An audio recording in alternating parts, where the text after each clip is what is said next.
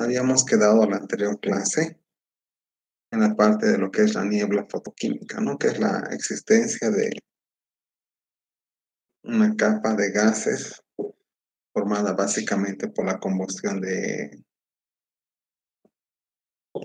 combustibles fósiles que pueden deberse a autos o eventualmente a la quema de otros combustibles como ser leña o carbón, ¿no? De hecho, en 1943 se detectó la primera niebla fotoquímica y después ya se vieron problemas para colocar medidas, ¿no?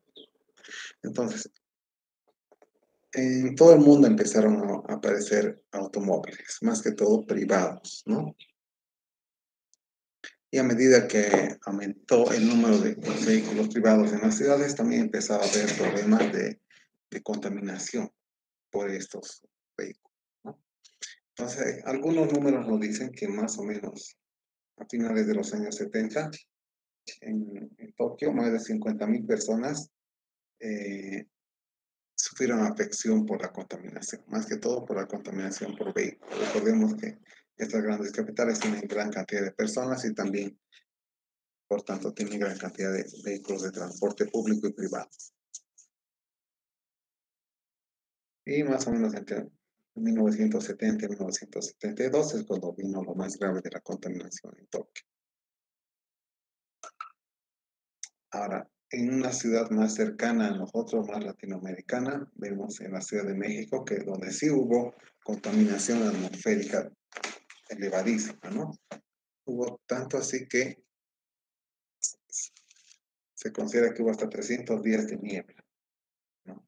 Y en 1989 incluso alumnos tuvieron que dejar de ir a clases por los riesgos de contaminación. Eso se dio en Estados Unidos, se dio en México, se dio en Tokio, pero también tenemos ejemplos de Europa, ¿no? En Atenas, por ejemplo, hubo un brote de contaminación bastante grande y en 1984 también hasta 500 personas tuvieron que ser hospitalizadas a causa de la fuerte niebla. Recordemos que esta niebla es la niebla que se da porque se mantienen gases que vienen de la combustión en la atmósfera, en general en lugares donde hay poco viento. Es el caso de Cochabamba, cerca de septiembre, octubre o a veces a principios de invierno también, donde no hay viento, entonces lo que se nota es una capa de neblina gris o ploma en el cielo. Eh, Esto se dio básicamente porque habían aditivos en la gasolina. Y uno de los primeros países en hacer algo contra este tipo de contaminación fue Estados Unidos, que a partir de 1970 emitió una ley que se llamaba la famosa ley del aire limpio, que entre otras cosas ordenaba una reducción progresiva de los aditivos de plomo en los combustibles. Esto ocurrió en Estados Unidos en 1970 y después en los años 80 recién algo similar se dio en Europa.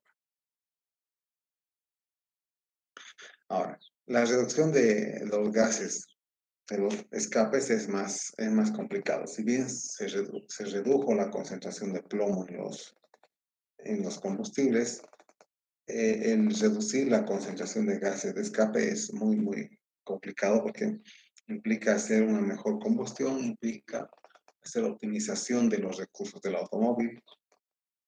Entonces, a sabiendas de esto, se colocaron otras medidas, ¿no? De protección al medio ambiente o de protección a las personas. Y una de ellas era la de colocar dispositivos que retenían gases en los autos, ¿no? De hecho, autos americanos o incluso autos japoneses traían unos aditivos, unos dispositivos adicionados en sus escapes llamados catalizadores. Estos catalizadores básicamente retenían parte de los gases en su cuerpo. Esos catalizadores eran como columnas que estaban adheridas al escape y hacían que los gases, parte de estos se queden retenidos, ¿no? El problema el que si bien tiene otro tipo de gas, el dióxido de carbono sale. Y otro problema de los catalizadores es que no hay forma sencilla de regenerarlos, es decir, una vez que se saturan, deben ser dispuestos. Hace muchos años, bueno, hace unos 15 años más o menos, en Bolivia también había catalizadores provenientes de autos utilizados o autos usados que se vendían en las zonas francas. Esos autos venían con catalizadores, pero muchas veces los catalizadores ya estaban utilizados o saturados. Entonces lo que hacían los vendedores es simplemente sacar el catalizador del auto y venderlo sin este. Ahora, otra de las consecuencias de la contaminación es un efecto mixto, o sea, también se dice efecto cóctel, ¿no? Efecto cóctel porque son varios efectos y también varios contaminantes que se dan. Entonces, tenemos contaminantes que vienen de los escapes de autos, tenemos contaminantes que vienen de las industrias. Entonces, hay una afección bastante grave, ¿no? Más que todo a la naturaleza y específicamente a los árboles, ¿no? Entonces, eh, la combinación de estos gases industriales y gases de combustión generan gases que tienen la capacidad de ser ácidos. ¿Y cómo afectan estos gases ácidos a los árboles? Pues afectan principalmente a las partes más sensibles o débiles de los árboles, que son los retoños, ¿no? Entonces,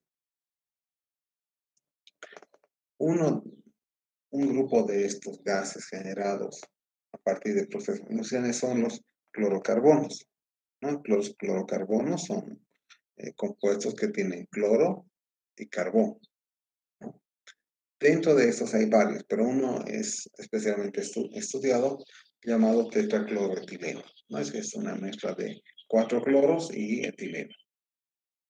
Básicamente se puede, digamos, aislar para transformarlo en un líquido de limpieza industrial o un líquido de lo que se utilizan para hacer limpieza en seco. Si ustedes alguna vez han pasado por una lavandería o tintorería que hace limpieza en seco, existe un olor particular. Este olor particular está asociado a gases volátiles que tienen algo de clorocarbono. Y además, también existe otro compuesto que se forma en la atmósfera llamado tricloroetileno, que también en su forma concentrada se utiliza como lubricante. Ahora, la producción de este tipo de compuestos aumentó drásticamente por su uso, ¿no? Entre 1960 y 1980, la producción de estos gases, de estos compuestos, se multiplicó, ¿no? Y más o menos el 70% de estos gases se ha ido a la atmósfera. Una característica de estos gases es que es altamente volátil. Volátil no significa que desaparece. Volátil significa que es más liviano que el aire, por tanto sube a la atmósfera. Por eso es que en general casi todos los compuestos disolventes tienen un olor particular y es el olor característico que se da cuando se está vaporizando o cuando se está yendo a la atmósfera. Estos compuestos se podían acumular básicamente en los retoños de los pinos. Aquí le dice agujas de los pinos, pero básicamente son agujas que son los retoños de los pinos, destruyendo los pigmentos necesarios, o sea, destruyen la clorofila. Si destruye la clorofila, no puede haber fotosíntesis. Si no hay fotosíntesis, entonces el árbol no crece y eventualmente no puede vivir. Ahora, este tipo de gases llamado tetracloroetileno también reacciona con el ozono y la luz ultravioleta, produciendo un tipo de ácido. Recordemos dónde está el ozono. El ozono se encuentra en la capa superior de la atmósfera, ¿no? Y también a veces se puede generar en las lluvias cuando hay rayos y truenos. También reacciona con la luz ultravioleta. Entonces, el tetracloroetileno con estos compuestos forma un ácido llamado ácido tricloroacético. y el ácido tricloroacético concentrado es una forma de pesticida. Entonces, ¿qué es lo que vemos aquí? Que a partir de la combinación de gases industriales y gases de combustión se forman compuestos que son volátiles y potencialmente dañinos, ¿no? Dañinos en la forma que eh, afectan al crecimiento de las plantas y forman variaciones de pesticidas, como es el ácido tricloroacético. Me parece que había alguien que quería entrar a la clase mientras tanto. Un ratito. No, por algo había sonado. Seguiremos entonces.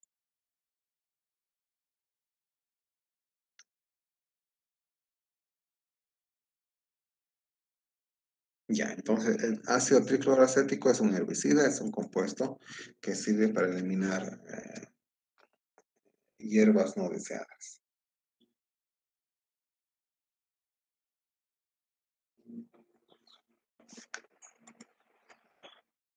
Entonces, ¿cuál es el problema de la contaminación industrial actual?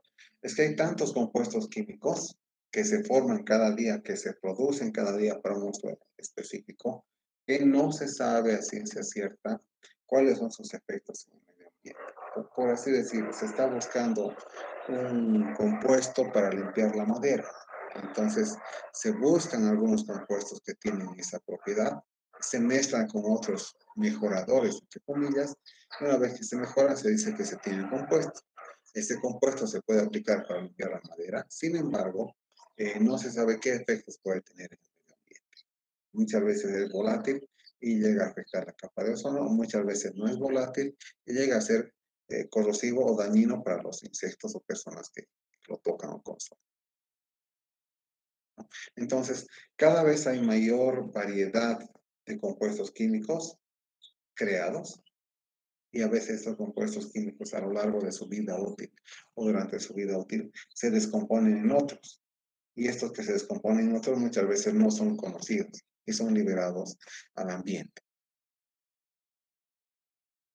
Entonces, ¿para qué se utilizan? Para procesos industriales como lubricantes, también para ah, trabajar como pesticidas o plaguicidas, para fertilizantes artificiales,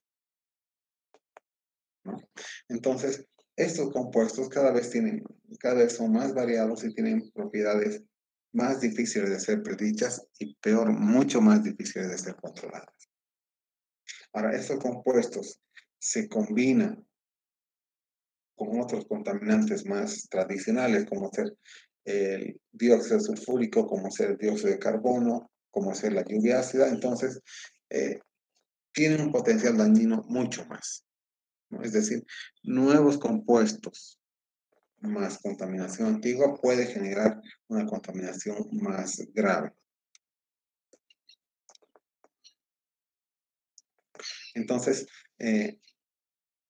esta forma compleja puede afectar a, a árboles, ¿no? Esa parte vamos a pasar.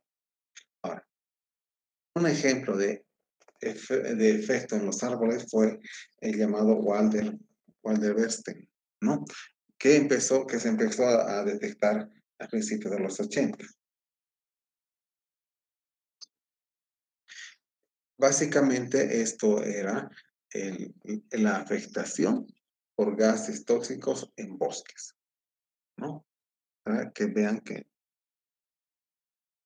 vamos a buscar en internet qué es esto, y ustedes también deberían buscar. Todo esto que nosotros damos en la clase también puede ser complementado por búsquedas en internet,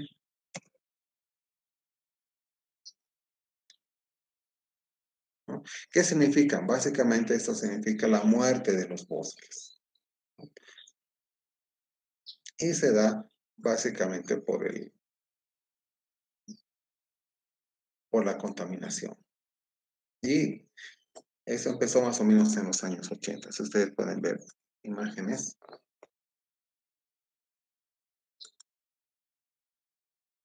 Vamos a intentar ver.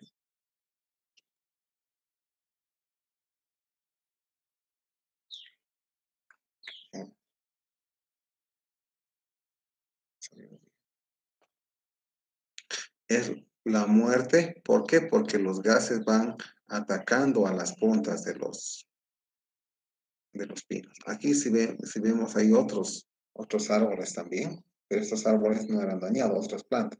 Es porque los pinos eran más sensibles a esto. Continuamos. Entonces, este efecto de daño por los gases en los árboles empezó a darse más o menos en los años 80. Dice que el 8% de las coníferas, ahora las coníferas son familias de árboles relacionadas con los pinos, el 8% estaban afectadas o dañadas en 1982. En 1984 casi el 50% y en 1986 casi el 87% en Alemania Occidental, ¿no? ¿Qué nos dice esto, no? Que había una afectación seria, pero también nos dice del grado de producción de estos compuestos que generaban daño. Es decir, en los años 80 hubo una producción masiva. El problema es que muy difícilmente se podía saber a ciencia cierta cuál era el origen, ¿no? de ese daño. Para estos años más o menos, en los años 90, incluso en Suiza, una tercera parte de sus bosques estaban afectados. En Inglaterra, dos terceras partes de sus pinos estaban afectados, ¿no? Pero hablamos de Europa occidental. En Europa oriental la situación era mayor, ¿no? Dice, los niveles de contaminación son más grandes. En Polonia casi tres cuartas partes estaban dañados, en Alemania oriental el 83%, en total casi 8 millones de hectáreas de bosques habían sido dañadas a los años 80. ¿Por qué? Por la contaminación industrial. Ahora, estos efectos, creo, a mi conocimiento, que todavía no han llegado, no hemos tenido este tipo de efectos en nuestro país, porque nuestra industria no es tan exhaustiva, tan intensiva, podríamos decir. Ahora, otro tipo de contaminantes que existen y son bastante dañinos son los pesticidas.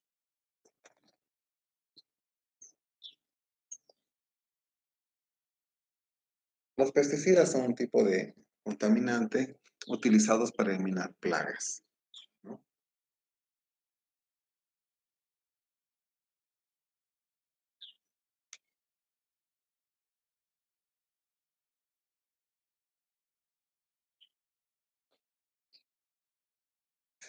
Estos pesticidas se crearon más o menos en los años, en, en los años, en los años 30, 40 más o menos, ¿no? Pero no se utilizaron masivamente hasta después. La idea era eliminar mosquitos o insectos que estuvieran cerca de los lagos, ¿no? Ahora, una característica de los pesticidas y también una característica de estos compuestos orgánicos complejos como los PCB, como los clorocarbonos, es que son difícilmente, o sea, se pueden descomponer muy lentamente, ¿no? En general se descomponen a lo largo de más de 80 años. Entonces, como no se descomponen, cuando entran a un organismo, pues tiende a acumularse en esto. Entonces, a medida que se acumulan en los cuerpos de las aves, de los peces, pues empiezan a generar daño dentro de los cuerpos. Por eso son bastante complejos. Entonces, tenemos un ejemplo de aplicación de pesticidas y sus efectos, ¿no? Uno es que el más importante o el más conocido de la aplicación de pesticidas y sus efectos es la aplicación de DDT en un lago de Estados Unidos, el lago llamado Clear, que recibió aplicaciones de DDT en 1949, 1954 y 1955. ¿Cuál era la idea de la aplicación? De eliminar los mosquitos, ya que se asumía que los mosquitos eran una molestia para la población. Luego de haber aplicado 3 veces, se vieron algunas cosas, como que hubieran concentraciones muy elevadas en los organismos que estaban cerca del agua, por así decirlo. En el plancton, es una variedad de algas muy pequeñas, la concentración era 250 veces mayor que la que existía en el agua.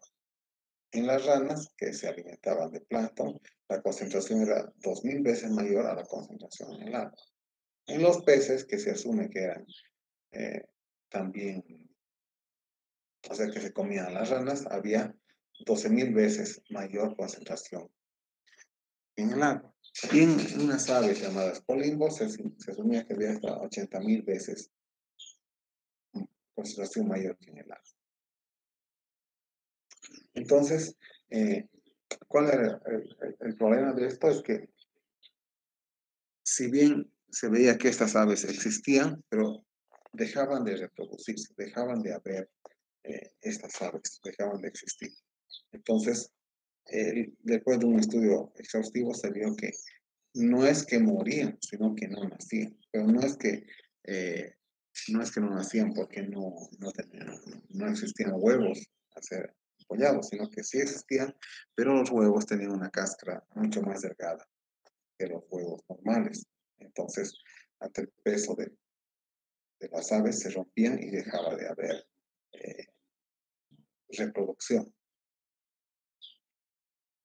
Entonces, a partir de esto se hicieron muchas conclusiones y recomendaciones, pero una de las que fueron más impactantes fue el hacer una pequeña historia, un relato llamado La Primavera Silenciosa. Esto de La Primavera Silenciosa se encuentra en la plataforma académica para que ustedes lo lean y entiendan. Ahora, más allá de los pesticidas, se han encontrado otros compuestos altamente tóxicos y de origen artificial, como los PCB. PCB es polibifenicloruros, ¿no? Que son compuestos que tienen cloro, plomo. Y se han encontrado estos compuestos incluso en el Ártico. Y esto debía ser sorprendente, ya que en el Ártico no hay industria. Sin embargo, es muy posible que estos compuestos hayan sido transportados por los gases. Este PCB es altamente cancerígeno y genera efectos congénitos. Este PCB se utilizaba como lubricante de las estaciones eléctricas, ¿no? Es decir, los transformadores eléctricos muchas veces calientan y tienen lubricantes. Los lubricantes están a base de estos compuestos. Pero estos compuestos, una vez que salen a la atmósfera, pues se evaporan y llegan a la parte superior.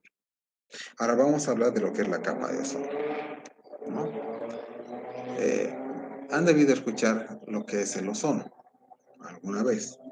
Vamos a hacer un paréntesis aquí y vamos a ver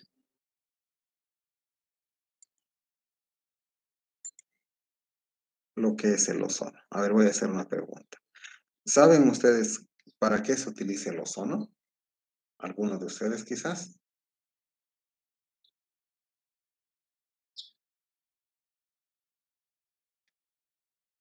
¿Han escuchado del ozono?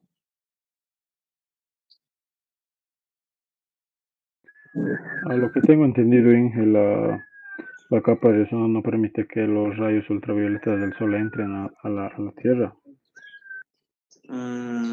Sí, es una de las características del ozono, ¿no? Pero ustedes han escuchado de que hay ozono que se puede utilizar industrialmente. ¿Han escuchado para qué se utiliza? ¿Alguno de ustedes?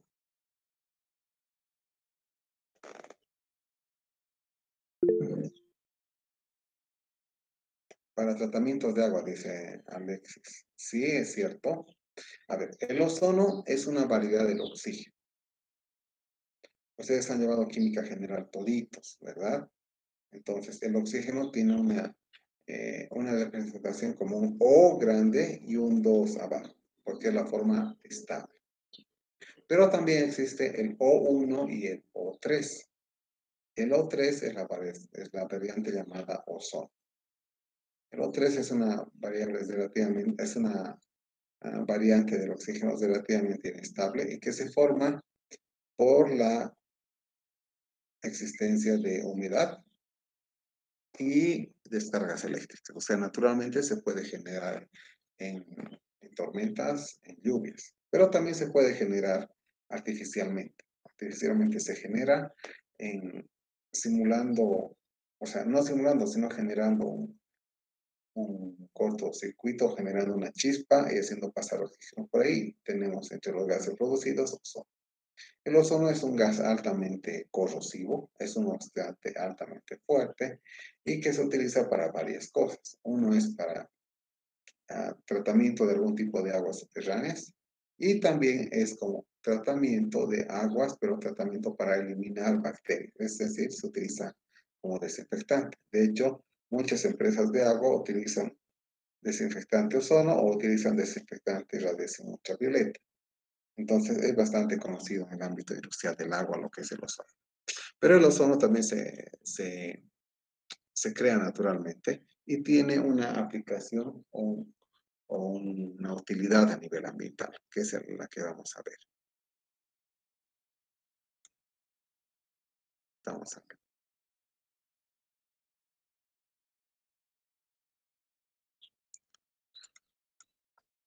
Bueno, entonces, a nivel del suelo, uno puede generar ozono, pero es un gas, y este gas, si es que, por así decirlo, lo empujas hacia lo que son plantas, puede evitar que haya fotosíntesis dañando las hojas, ¿no?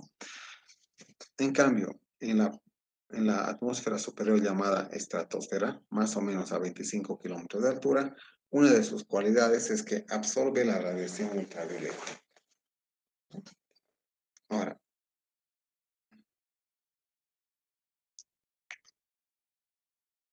¿qué es la radiación ultravioleta? Es una característica, es una forma de energía que proviene del sol, ¿no?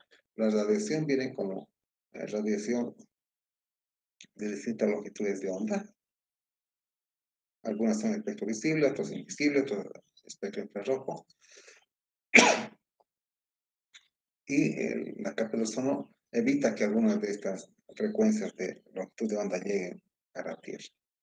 Al evitar, evita que esta radiación ultravioleta queme a la superficie.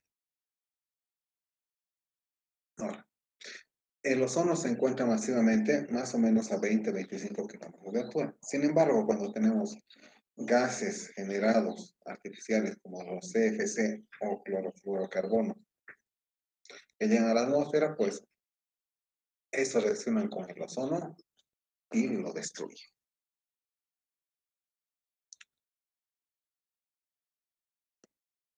De hecho, un solo átomo de cloro, el cloro que está dentro del clorofluorocarbono, puede destruir hasta 100.000 moléculas de ozono. O sea, es bastante dañino. Ahora, ¿de dónde vienen o para qué se utilizan estos compuestos? Los compuestos CFC o clorofluorocarbonos, digamos que se inventaron o se sintetizaron o se aislaron más o menos en los años 20. Y se los utilizaba casi masivamente porque se pensaba que eran inocuos, es decir, que solo tenían propiedades buenas y no propiedades malas. Se consideraba que no reaccionaban con otras sustancias, tampoco eran combustibles, entonces se lo consideraba bueno para los lubricantes. Inicialmente se utilizaron para hacer limpieza de circuitos eléctricos, como refrigerantes en los sistemas de aire acondicionado, tanto de refrigerantes, un sistema de sistemas de aire acondicionado de domicilios como de automóviles.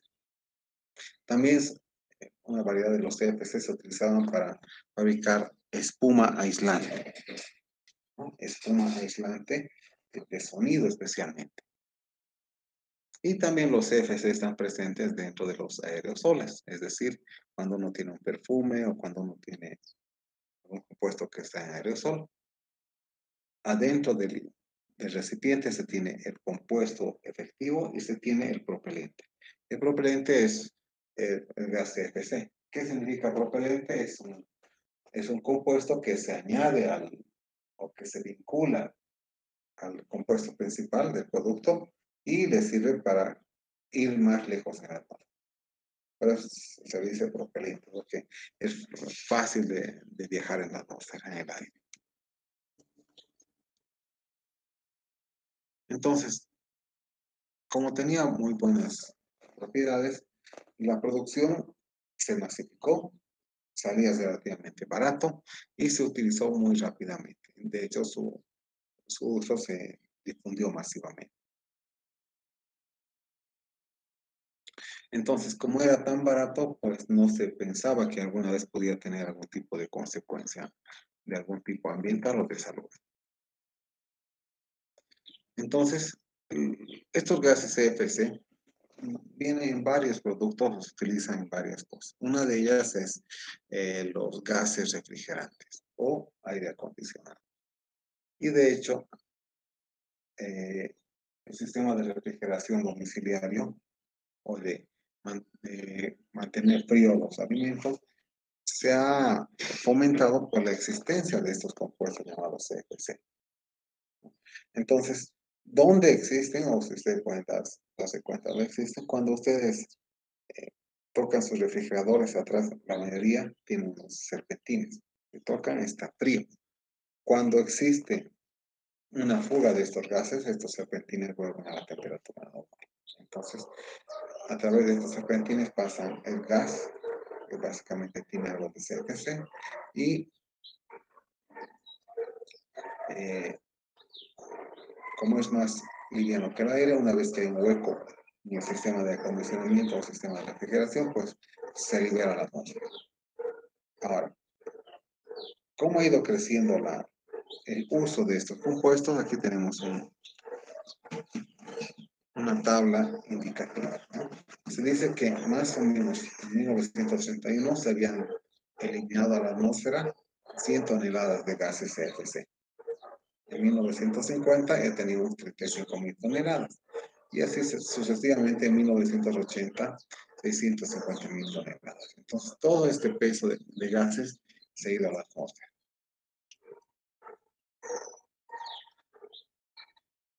¿De dónde? Básicamente de los refrigeradores. Recordemos que en este momento yo pienso que casi más del 95% de la población que vive en áreas urbanas tiene un refrigerador y quizás un porcentaje, cerca del 60-70% de la población que vive en áreas rurales también tiene un refrigerador. Entonces, donde hay refrigeradores hay estos gases. Sin embargo, lo que parece un mantenimiento regular de un refrigerador, como es recargar el gas, implica la liberación de este compuesto hacia la atmósfera. Por tanto, su efecto en la capa de ozono. Los CFC, bueno, representan los clorofluorocarbonos, entonces significa que son compuestos que tienen cloro. Y estos compuestos que tienen cloro, o el cloro es tóxico en sí. Recordemos que es tan tóxico que el cloro se utiliza para eliminar bacterias. Cuando ustedes desinfectan el agua, una forma de eliminar es por calor, con ebullición, por radiación ultravioleta o por la parte química, con un compuesto a base de cloro. Entonces, más o menos, ¿cómo reacciona el ozono con el CFC? Tenemos el clorofluorocarbono y este es impactado por la radiación ultravioleta. Como consecuencia de eso, este clorofluorocarbono se divide en dos. Una parte es una variación de clorofluorocarbono y el cloro como ion. El cloro como ion reacciona con el ozono. Al reaccionar con el ozono, rompe al ozono. Ustedes ven el ozono aquí 3 oxígenos, que es O3, en una variedad que es monóxido de cloro, o sea, el ozono, el O con el cloro, el monóxido de cloro,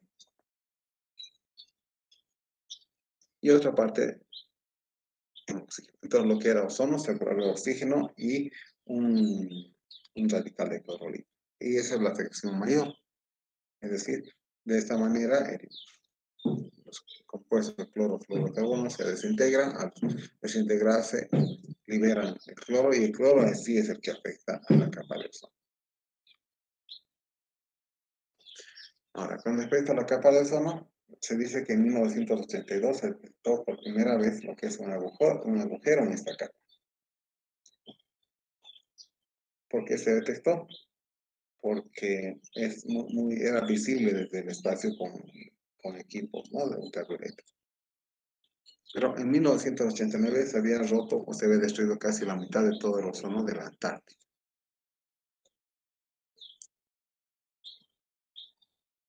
De hecho, en la parte superior de la atmósfera, llamada estratosfera, se dice que entre el 95 y 97% del ozono había desaparecido en esa zona. Ahora, ¿en qué afección tiene que se pierda la capa de ozono? Entonces, si disminuye la capa de ozono, es decir, el ozono no es una película que rodea, es una capa que se cree que tiene varios kilómetros, ¿no?, de espesor. Una vez que esta capa llega a destruirse o a disminuir su espesor, entonces la superficie de la Tierra recibe una mayor radiación ultravioleta. Y al recibir mayor ultravioleta tiene efectos en la salud y sobre las plantas y animales, en la salud humana, ¿no? ¿Cómo está relacionado con la salud? Se cree que la reducción de la capa de ozono, que lleva a la mayor incidencia de rayos ultravioleta en la superficie terrestre, está asociada al cáncer de piel, ¿no? Entonces se han hecho algunas correlaciones donde más o menos se intenta explicar que el 1% de la reducción del ozono está relacionado con el 4% de aumento de cáncer de piel. Es decir, a menor capa de ozono, mayor cáncer de piel. Y de este cáncer de piel se cree que el 1% es maligno cuando se debe a la capa de ozono. Y esto ya se sabía más o menos desde los años 70, se tenían nociones, ¿no? Sin embargo, los gobiernos no hacían caso. Solamente grupos de activistas ambientales alertaban sobre esto a la comunidad internacional, especialmente a los países más industrializados, pero recién en los años 70 empezaron a ser escuchados. De hecho, lo que se proponía es que se redujera la cantidad de contaminación por los gases, afectando de esta manera a que la capa de ozono se mantuviera. Sin embargo, los países, sabiendo de esto, no tomaban medidas, eso por, digamos, priorizar su parte económica. Recién en 1978 empezaron a hacer algunas actividades o acciones a nivel internacional, donde hubo una convención ambiental en Canadá, en Montreal, y que quería regular la generación de estos gases que son dañinos, ¿no? Su objetivo era que reducir el 10% hasta 1986, el 20% al 94 y el 30% al 99. Esas reducciones se han alcanzado en muy pocos países, muchos ni siquiera las han empezado. Ahora bien, otra consecuencia de estos gases de clorofluorocarbono. De hecho, si es que en ese momento, o incluso 10 años atrás, se hubiera dejado de producir todo el fluorocarbono, los efectos no se verían hasta más de unos 30 o 40 años. ¿no? ¿Por qué? Porque los clorofluorocarbonos tienen una vida útil muy larga y son estables. Entonces, si bien hubieron disminución de la producción de estos gases, pero no hubo disminución de refrigerador. De hecho, la cantidad de refrigeradores construidos ha aumentado. Entonces, al haber refrigeradores, existen lo que son los gases de enfriamiento y dentro de los gases de enfriamiento están los CFC, que pueden ser liberados a la atmósfera. Tenemos aquí un ejemplo donde vemos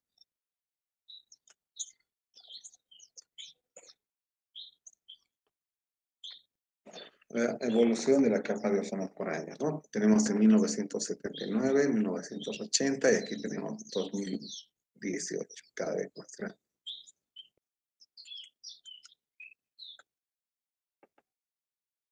Ya, ahora estaríamos entrando a lo que es un poquito el calentamiento global.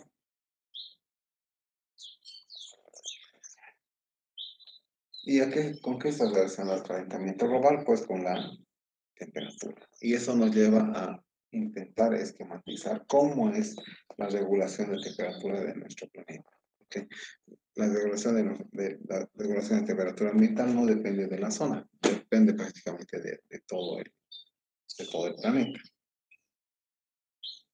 Entonces, estos gases que se dice de efecto invernadero, como los CFC, que hacen que se reduzca la capa de ozono, eh, que hace que haya una capa de humo en la atmósfera, tiene un cierto grado de beneficio o aplicación para la sociedad. El beneficio mayor es que ayudan a mantener una temperatura que permita la vida, ¿no? Es decir, porque hay gases de efecto invernadero que vienen de, digamos, condiciones naturales. Por ejemplo, la combustión genera dióxido de carbono, pero también la respiración. Cuando nosotros inhalamos oxígeno, que liberamos dióxido de carbono. Y estos gases de dióxido de carbono son parte de estos gases que están en la parte superior de la atmósfera. Entonces se encuentran juntamente con la capa de ozono en la parte de arriba y tienen la finalidad de más o menos mantener relativamente caliente a la atmósfera.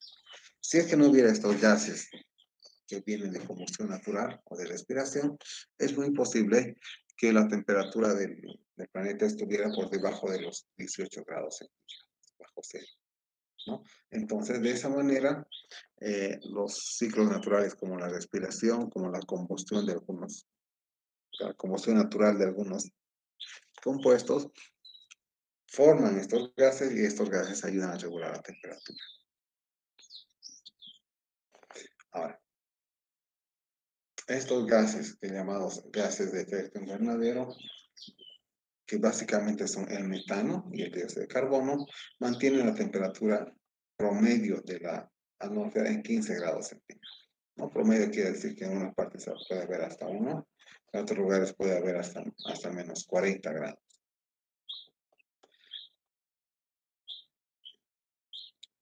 Entonces, ¿cuáles son gases de efecto invernadero? Algunos conocidos, el metano y el dióxido de carbono.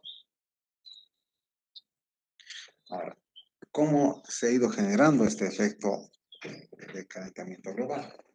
Básicamente por las industrias, ¿no? En los últimos 200 a 250 años, ahora, las actividades humanas han ido generando gases adicionales de tipo invernadero, ¿no? Gases como con las industrias. De hecho, 1700, 1800 empezó la era industrial, donde se consumía mucho combustible fósil y al ser quemado ese combustible generaba estos gases de efecto invernadero, ¿no? Eso fue hace 200 años, pero en estos últimos 50, 60 años también han aparecido nuevos gases de efecto invernadero llamados los CFC.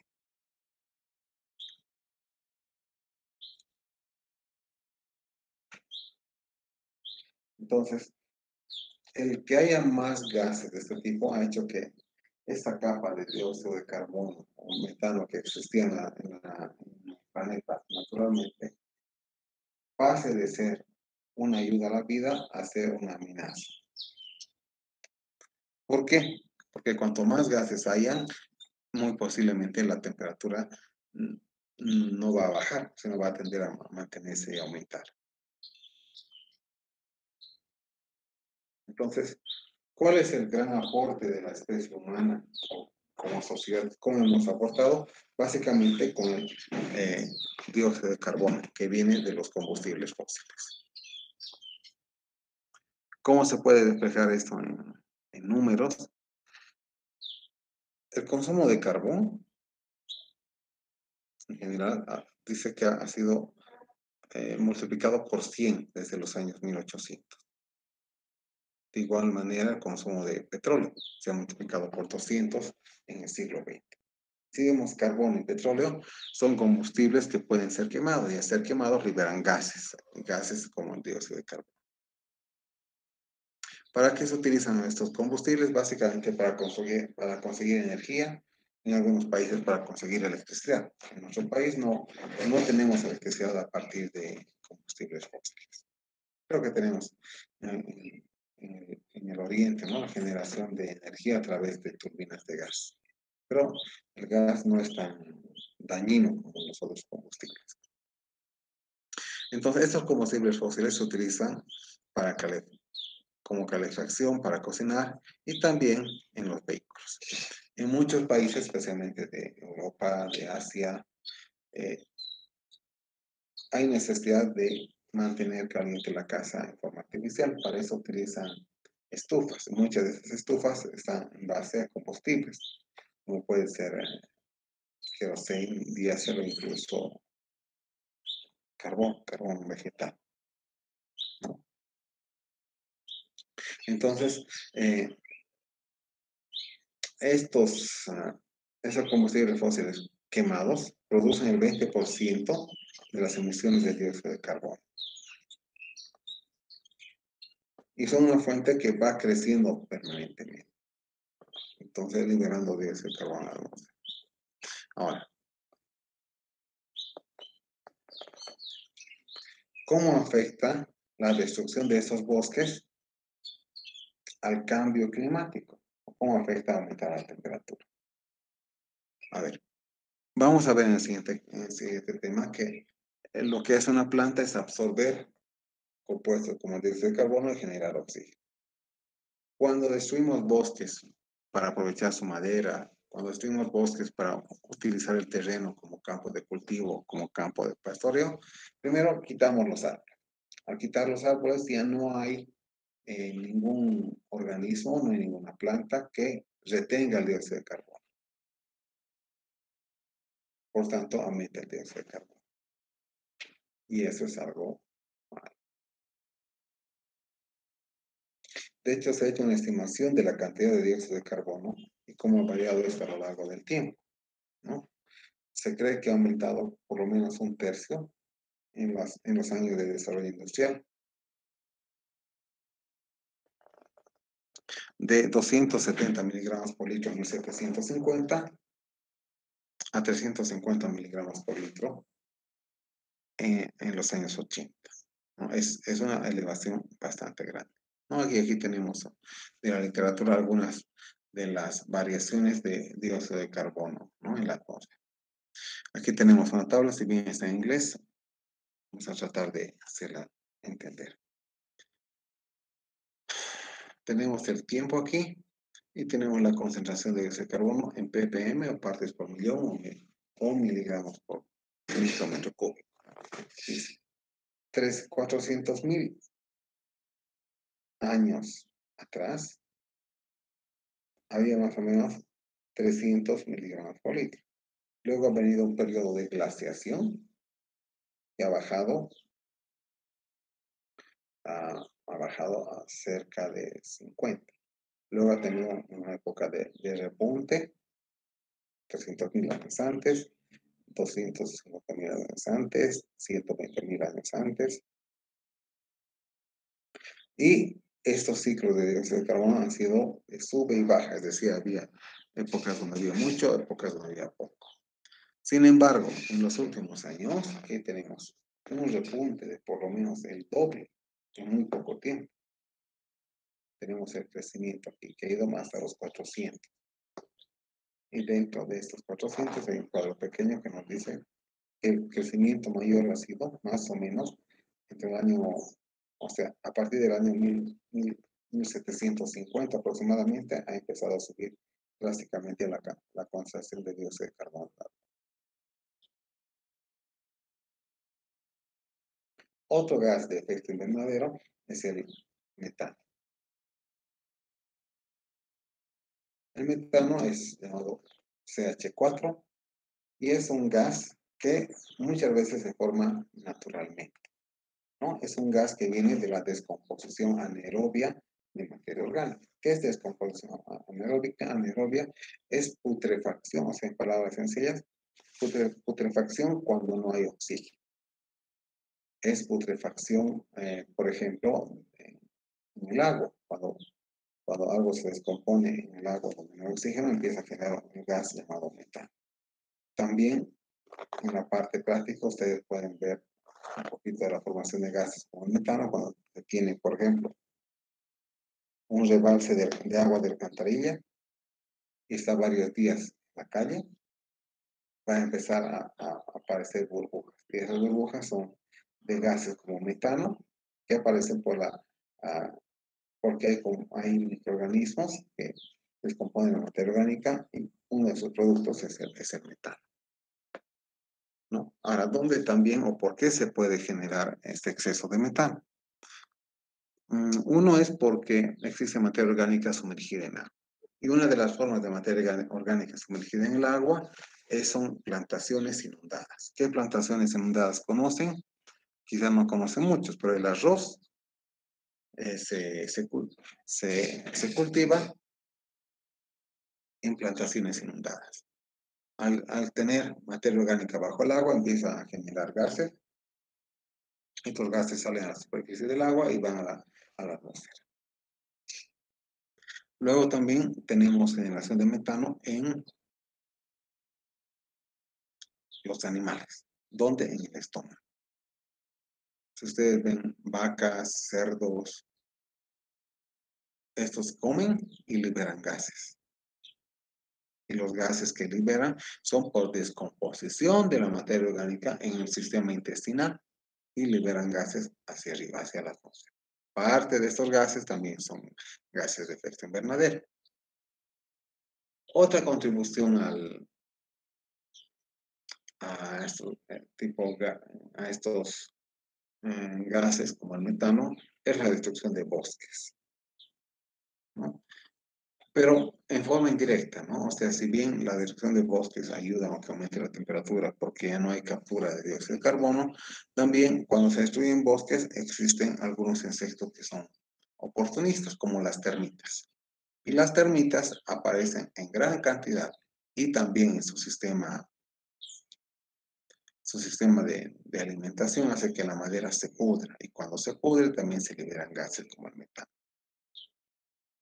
Entonces, tenemos grandes fuentes de estos gases, de dióxido de carbono y metano, y aparentemente no van a disminuir, por tanto, estos gases de efecto invernadero van a seguir aumentando. Entonces, tenemos aquí un reporte de la variación de metano en la atmósfera, ¿no? Desde 1980 hasta el 2020, que más o menos ha pasado de 1600 a 1900 partes por billón como fracción molar. Entonces, ¿qué significa? Que ha ido aumentando también. Ahora, ¿cuáles son las otras fuentes de efecto invernadero? Son los gases CFC, los clorofluorocarbonos, ¿no? Que se ha ido acumulando, como hemos hablado hace un rato, que son gases que no, es decir, no se descomponen rápidamente, se quedan en la atmósfera. Entonces se han ido acumulando desde los años 30 y vienen de varios gases, ¿no? Y a partir de la existencia de estos gases y su efecto que podía tener en la atmósfera, un científico sueco, Arrhenius, fue el primero que predijo el aumento de las temperaturas por estos gases. Entonces, ustedes van a recordar de química la ley de Arrhenius. Vamos a hacer la siguiente clase. Vamos a terminar aquí. ¿Hasta acá tienen alguna pregunta? Consulta.